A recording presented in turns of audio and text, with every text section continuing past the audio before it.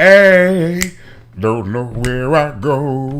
Dun, dun, dun, dun, dun. I'm in love. I'm in love. What's going on? What's going on? That was a terrible way to intro. I know my vocals are a bit sour. I see why I didn't make it on the gospel committee at St. Paul's. How y'all doing? Welcome to the West Coast Greatest Voice. Welcome to the West Coast Greatest Voice. How you doing? Welcome to the broadcast. Shout out to all y'all listening to the family. Much love to all y'all. Shout out to my West Coast family. Be you from the Central Valley. Be you from NorCal. Be you from real NorCal. Be your ass from Wairika and Eureka. Yes, there's a difference in between Wairika and Eureka. Be you from Modesto. Shout out to my country boys out there in the sticks. Amador County, Calaveras County, the land of the motorcycle. Every goddamn motorcycle gang you saw on Sons of Anarchy, let me tell you, they be in Calaveras. That's where they be at. That's where they be at. So, we are going to talk about, we really don't have that many topics to talk about. We're going to talk about three specific things in depth. I don't know why I said two and held up three. That lets you know I'm giving y'all so many clues to why I dropped out and got a GED. So we are going to talk about Trump versus Washington, D.C.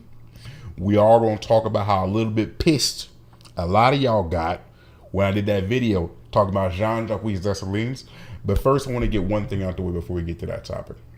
I want to talk about my young man right here. This man, I want to say rest in peace to him. This was the officer for DeKalb County. Ah, shoot, wrong one. Ooh, that was embarrassing. Ooh, that was embarrassing. Wrong one. Here we go.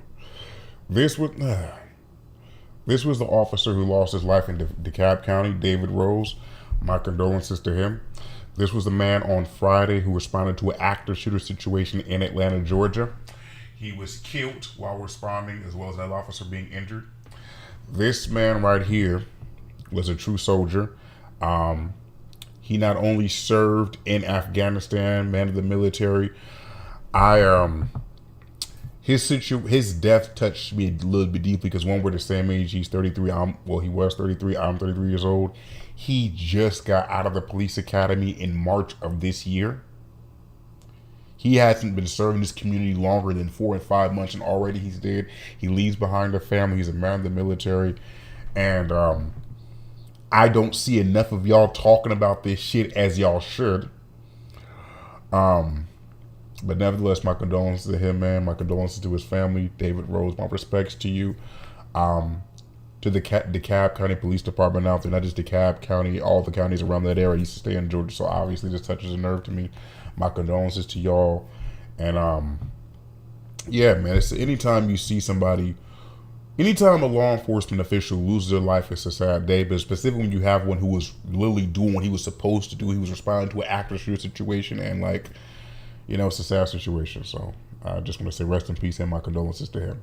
Now, moving on from that, let's talk about it. The ass whooping that was held across the world. Let me not joke about it. So this was the young man, a former Doge employee, who was assaulted along with another woman. He was assaulted. The woman, he tried to protect her from this group of teenage individuals, we're going to assume of all Negro descent, who assaulted him. They were trying to rob him and this woman, and they beat him and left him like this. This essentially was what stirred this happening. Trump initially announced that he is now deploying the National Guard to the Washington, D.C., to the D.C. Capitol. To give you a better rundown, actually going from the Washington White House announcement, they said, and I quote, "The local D.C. government has lost control of public safety in the city. In May, for example, 2 embassy staffers were murdered. In June, a congressional intern and was fatally shot just a short distance from the White House. Just a few days ago, a Trump administration staffer, the man I just showed you, was mercilessly beaten by a violent mob." As well as listing how Washington, D.C. is dangerous than some other most dangerous places in the world. And I feel like this is no new knowledge. If you grew up in America, we've all been well aware of how dangerous Washington, D.C. was. I can tell you when I was growing up, you always used to see some kind of document. So there was always some story going around about either a drug dealer from D.C. getting arrested who then sold 45 billion kilos of cocaine to the D.C. sniper. D.C. been active for a long time. Like, it's been chocolate. It's been dark red. It's been chocolate city, but it's also been dark red chocolate. There's been some dark red mixed into that shit, right? Now, adding on to that, I want to play this clip that this woman talked about. It's one of the judges from that district. I want to play this. I want you guys to let me know what you think about what she said. I see too much violent crime being committed by young punks who think that they can get together in gangs and crews and beat the hell out of you or anyone else. They don't care where they are. They can be in DuPont Circle, but they know that we can't touch them. Why? Because the laws are weak. I can't touch you if you're 14, 15, 16, 17 years old and you have a gun. I convict someone of shooting another person with an illegal gun on a public bus in the chest. Intent to kill? I convict him. And you know what the judge gives him? Probation. Says you should go to college. We need to go after the D.C. Council and their absurd laws. So long story short, this is what leads to us deploying the National Guard. I have also read word from what the police department had to say about it, as well as the mayor of D.C., Mayor Bowser, had to say about it. Mayor Bowser felt like it was wrong for them to deploy the National Guard and to do a federal takeover over the D.C. Police Department, because they said, number one, crime rates have been dropping. To be fair to them, before we get into this conversation, there has been shown a steady drop of crime. I did not put that part on my thing. Okay, cool. But there was statistics showing that crime has been dropping in D.C. as of late. There's been that conversation as well. But nevertheless, they are getting deployed. We do not know at what point did they enter active duty. We just know 800 National Guard members will be activated and sent to D.C. At any given time, there will be 100 to 200 actually doing active patrols, assisting law enforcement in the area. The leader of the police union in D.C., I think his name was Behrman, he said, hey, at the end of the day, we do need some help, and I understand that. Now we get to what do I think about this. So, this is one of those things where I feel like it is getting a little bit overly politicized. If you ask my personal opinion, I think two things can be true. DC has been fucked up for a long time. We are well aware that there was a crime spike during COVID, but that spike has dropped.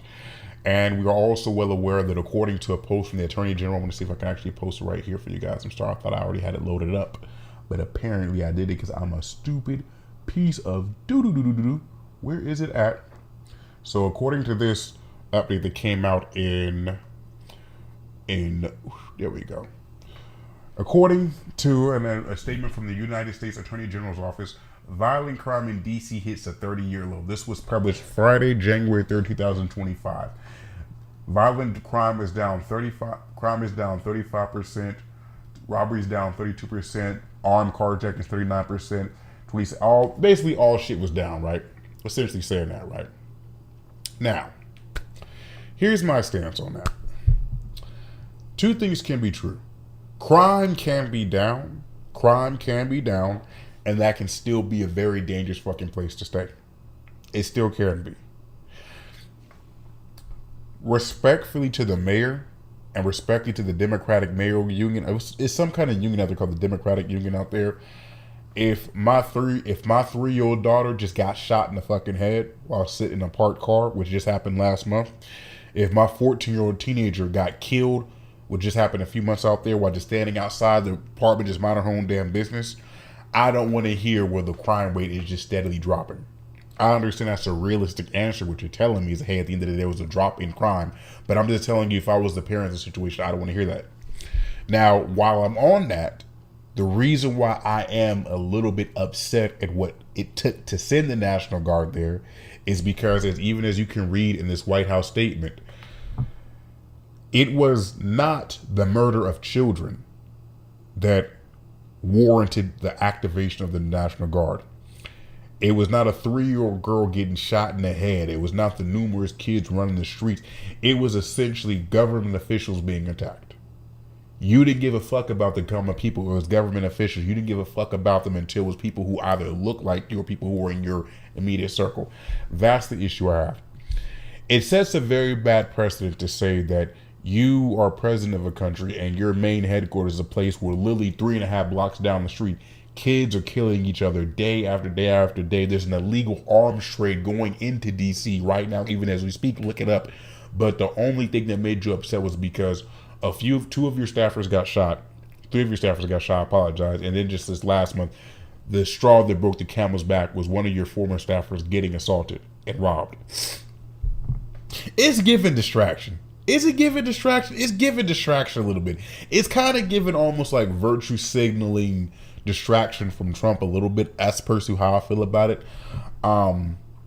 Because like I told you, at the end of the day, crime there is an issue in DC. Is it dropping? Yes. Much like how in Oakland, for example, is the homicide rate in Oakland as high as it was in 1987?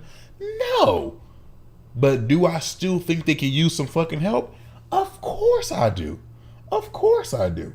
So I'm never against that. I just don't like the motivation behind it.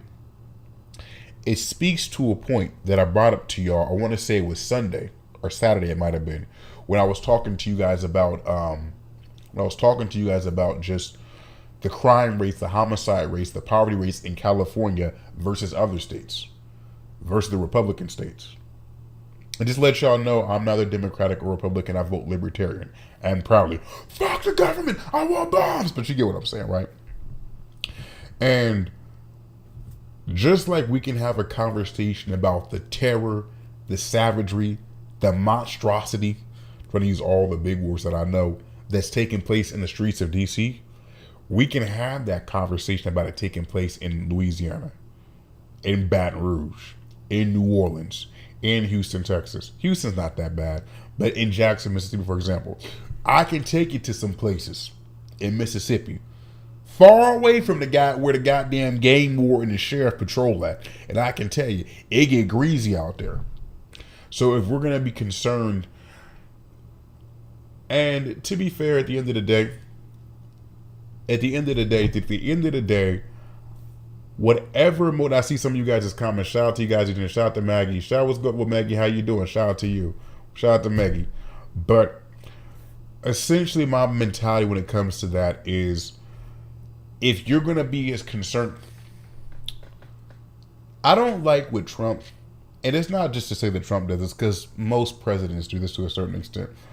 I don't know that he's just aggressively obvious with his bias.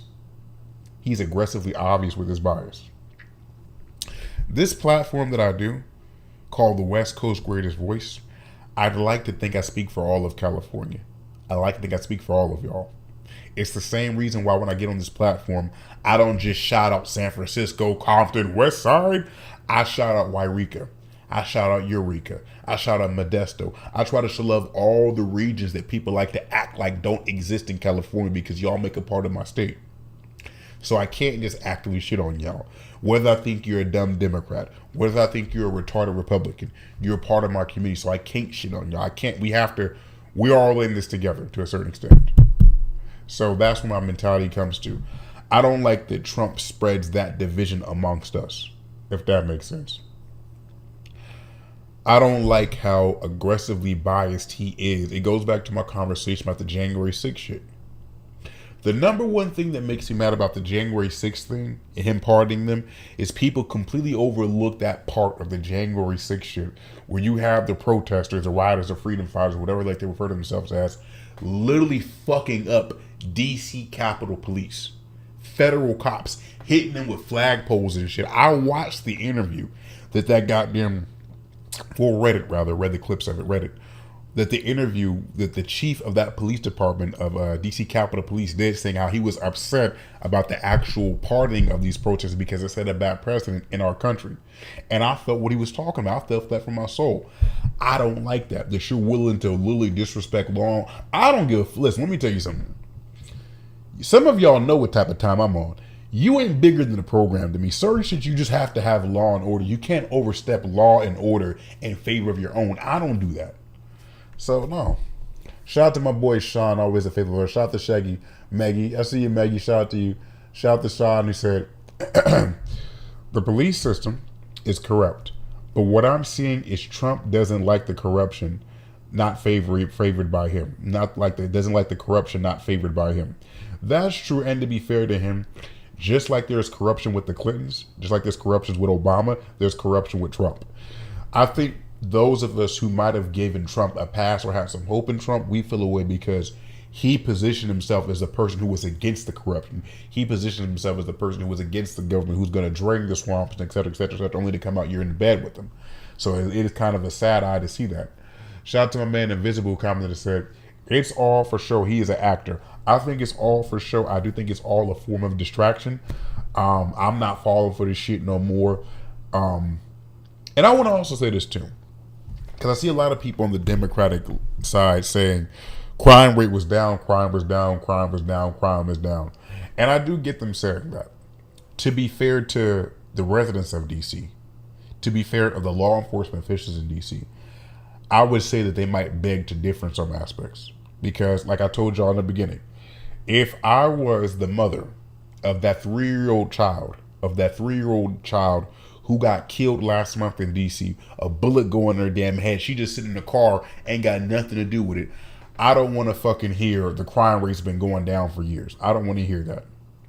And to be fair to her, maybe she might look past the motivating factor of National Guard being deployed and say, hey, fuck it, just do what y'all got to do. I just want to feel safe again. Or I've never felt safe my entire time being here. So I have to acknowledge her sentiments on this too as well. I just don't like that it took the aggravated assault of a government official. And I want to say, I hope he heals. My respects to him. I'm not overlooking that. I don't like that it took that and not the numerous kids that are dying in the streets every day in DC. You get what I'm saying? Y'all would feel away. Y'all would feel away if I got on this platform and only talked about issues that affect black people. Because I can't do that. This platform is for California. We talk about everything on here, but this platform's for California. California, it ain't just blacks, it's blacks, it's whites, it's people from Odessa, people from Aurora Base, from everywhere. So no, we can't just, I'm not going to come here and just push that. That's the reason why I have the American flag in the background, because to me, the American flag encompasses all of us who are from this country and proud to be from here. Like, bro, like, and those of us who come here because we see the opportunity here. Like, you can't get no bigger than the program. So, shout out to my man Raymond. So my boy Raymond, he said, I just joined. What are you talking about? Bro, Raymond, you got to keep up, man. Shout out to my man Shad, who commented and said, crime is a never-ending battle, but there's a bias with these complaints. That is true. A lot of the times as human beings, we don't care about an issue until it affects our quote-unquote group.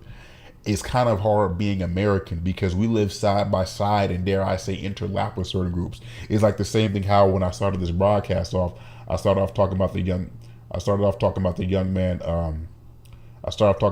man, this man right here, David Rose, who was murdered responding to the active shooter situation in Atlanta, Georgia, a few days ago. Now, there are some people who draw the line in between black and law enforcement. There are a lot of black people who do not fuck with law enforcement in general. I'm biased with that because, number one, I do security, so obviously I have a lot of respect for law enforcement. I'm trying to go into law enforcement right now, knock on wood. So I don't draw the line at that. I feel like I overlap with that. But if you feel like your tribe is 100% anti-cop and all that shit, then yeah, you're not gonna fuck with that. And I understand that too. So it is what it is. I think there is a such thing as selective morality. Shout out to my man who says, Raymond said, why do you keep skipping me? Do you not like me? Bro, I did not even think that deep into it. He commented and said, do you not like me, bro? I did not think that deep into it, bro. I can't keep it with all y'all comments. I'm sorry, bro. I'm getting comments. I gotta let you know. I'm getting comments from YouTube as well as Facebook and as well as Twitch. So it's kind of hard to keep it with everything.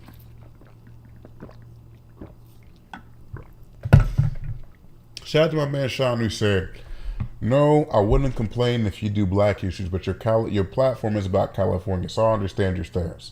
Yeah, and it's the basis of this is California culture, and then also we talk about history on my platform. We do talk about different cultures. We just talk about other regions of the world because we tend to have a lot of people from other regions of the world in this state, in this country. A big thing with me is trying to have a lack of hypocrisy, trying to hold our own accountable. And I try to do my best to, when I do these broadcasts, when I talk to y'all, to try to give you all sides of the spectrum, try to let you guys know, hey, this, that, and the third plays into this role. It's not just these are the victims and these are the aggressors.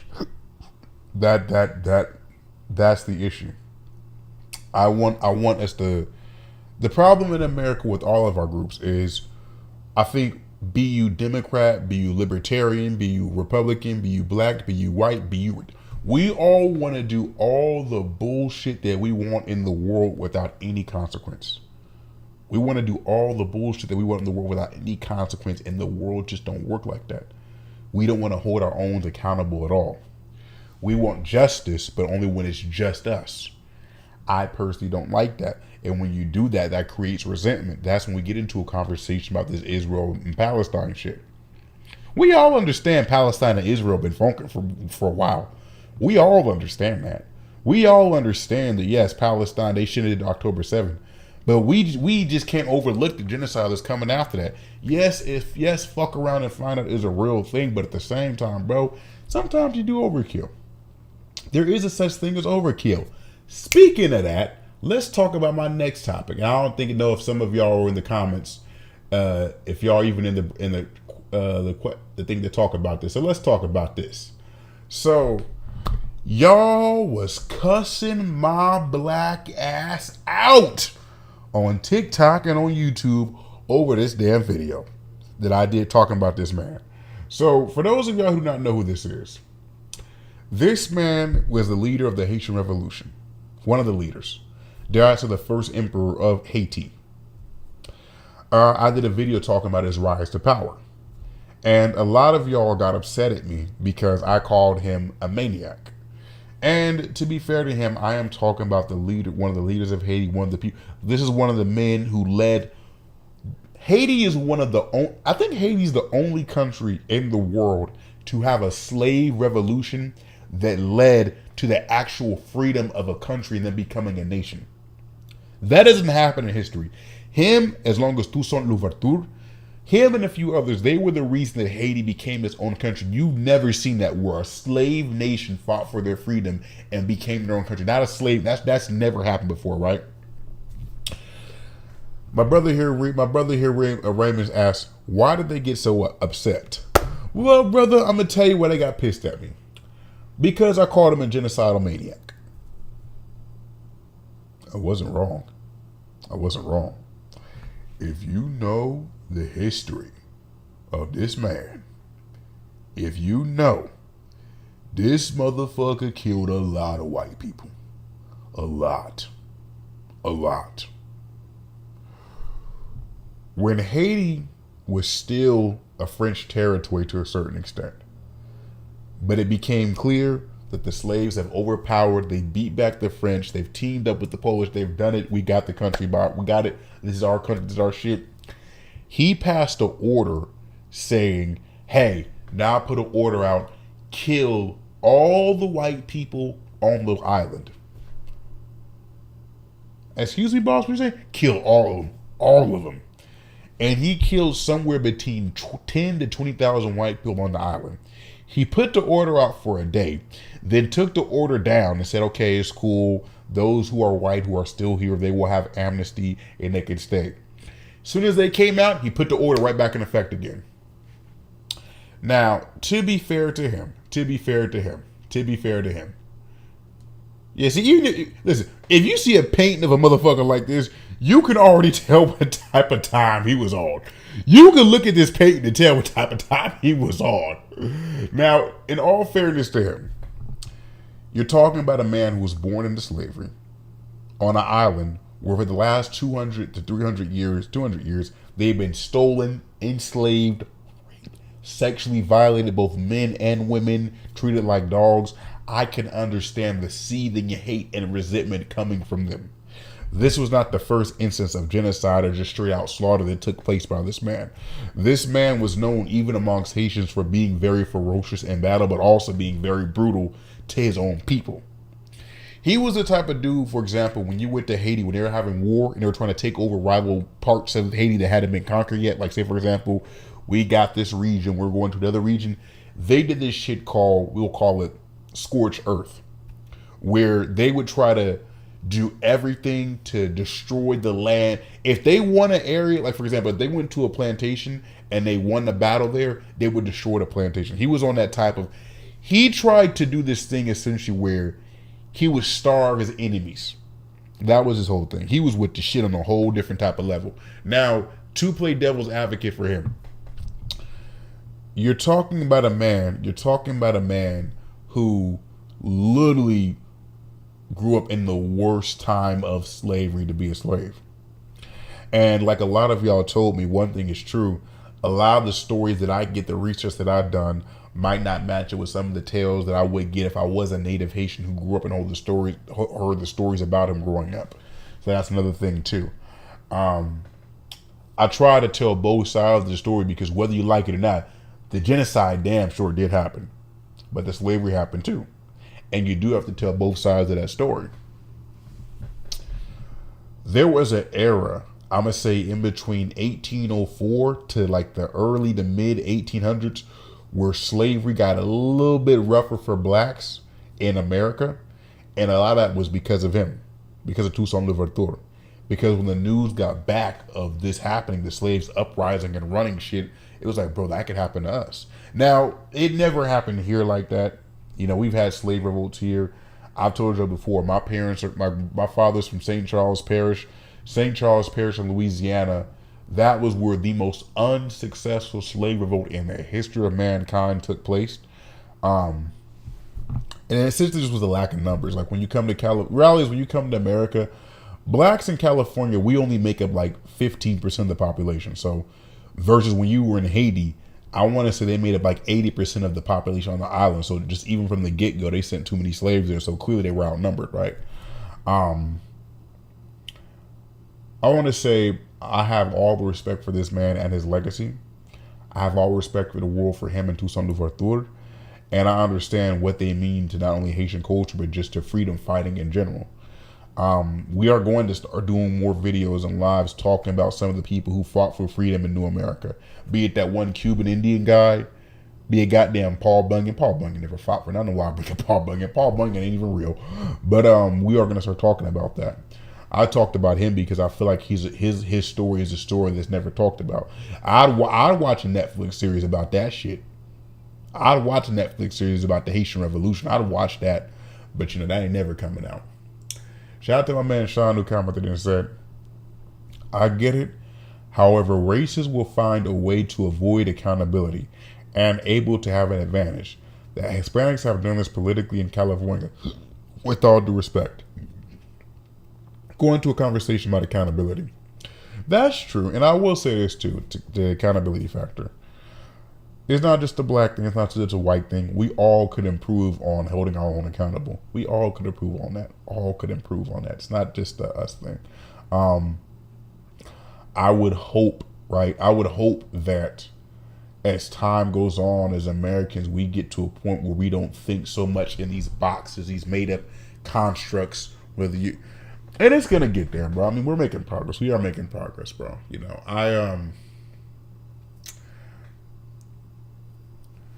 It's hard. Shout out to my man Raymond said, I live in South Carolina, not California. I see what you're saying. Oh, shout out to South Carolina. I got family out that way too. My grandmother on my mother's side, she was born in Pickens County, South Carolina. Pickens County. So yeah, I know South Carolina very well. You know, it's hard, right? You know, when you try to speak to all the different scenarios and factors that we're all growing up in, all the regions we speak to, you know, it's hard to meet everybody's needs. And touching back to Trump for a minute, I'm less anti-Trump. I'm more anti-government. I can't get so mad at Trump's obvious biases because both Biden and Obama Biden more than Obama have those obvious biases. I think, you know, one of my man, shout out to Richard Thompson from my city. He got on my head last week because he was talking to me about some of the posts I was making on Facebook on one of my groups. And he was telling me, he's like, bro, like you can't, you know, he's like, man, you have a powerful voice, man. People listen to you. You can't sow that division. You can't sow that division. You can't do that. You can't fuel the flames. Like, you know, and I had to understand that. It's like, bro, like at the end of the day, I can't, as mad as I get at some members of the Republican Party for being silent about bullshit that Trump's doing, Just as I get mad at some members of the Democratic Party for being silent about shit that Biden was doing or lack thereof doing, at the end of the day, I can't push that Democrats versus Republican shit. Now I will push that government versus the people shit, because that's definitely what's happening. I'm telling you right now, that's definitely what's happening. You know, my man here, Raymond, he'll tell you his ass is from South Carolina. I told y'all yesterday, Trump started his damn campaign in Pickens County, South Carolina.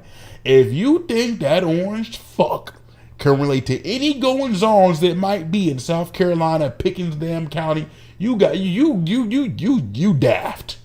If you think his ass, he ain't never wiped his ass with his own toilet tissue since he was a child, you think he understands what it's like to grow up poor in Pickens County?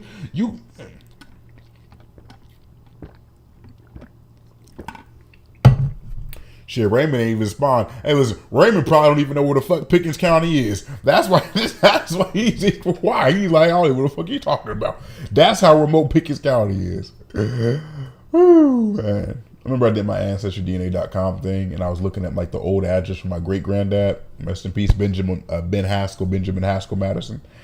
And I remember he back in the day, they didn't, like, when you live in the rural roads, they didn't have regular address, so they had that thing where it was like Road 3 or something, like it was weird, like Road 3 RS4, like it was like C3PO numbers. It was a weird system they used to have back there. But beautiful people, that's my time for today. Shout out to all y'all for listening to me. I'll be back there same time, 6:30 or 7 p.m.ish tomorrow. Shout out to Raymond, thank you for the engagement, brother. Shout out to Sean, thank you for being a part of the thing. Shout out to Maggie. Shout out to all y'all who didn't watch.